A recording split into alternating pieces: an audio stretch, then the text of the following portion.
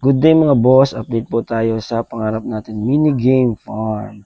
Bali ako na po ang kikilos at sakto katatapos lang ng kontrata sa planta na malapit lang dito sa amin. Kung may makita kayo mga boss na malaking tubo dito sa Laguna, sa pagitan ng bayan ng Lumban at Kalayaan, doon kami nagtatrabaho.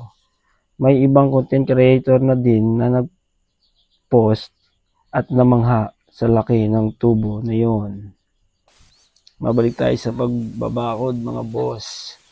Bali, nagputol po tayo ng 6 to 7 feet na taas ng tubo pang poste. Ay, nilalagyan natin ng kapirasong tubo sa ilalim bilang magsilbing stopper upang hindi umikot o mahugot ang tubo.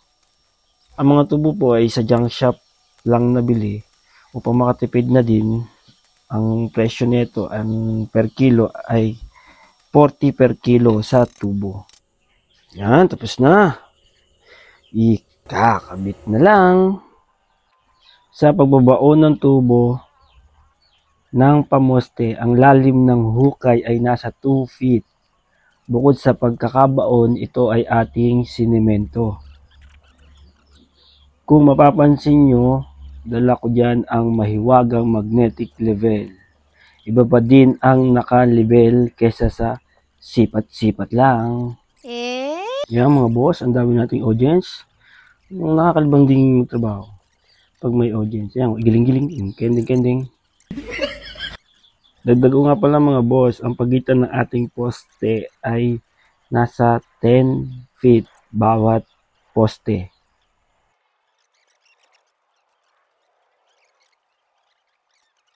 The next day. Pinatigas muna namin ang semento ng bawat poste at isa-isa namin nilagay ang mga yero. Ang aming mga gamit sa pagkakabit ng yero ay mahabang extension cord para sa handrail, plies, kawad, tech screw, pakot, martilyo. Ang aming yero na ginamit ay second hand, bali sa junk shop lang nabili. Random junk shop. Kumbaga, kung saan mura, doon tayo. Meron kasi presyo na 20 per kilo, meron 25 per kilo, at meron ding 30 per kilo. Naka-anim na hakot kami ng yero sa iba't ibang junk shop.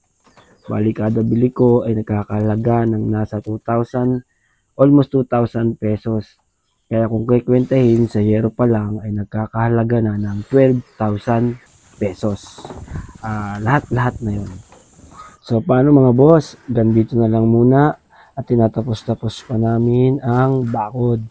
Bali, first layer pa lang yan nalalagay namin hanggang second layer ng yero yan. Maraming salamat sa panonood.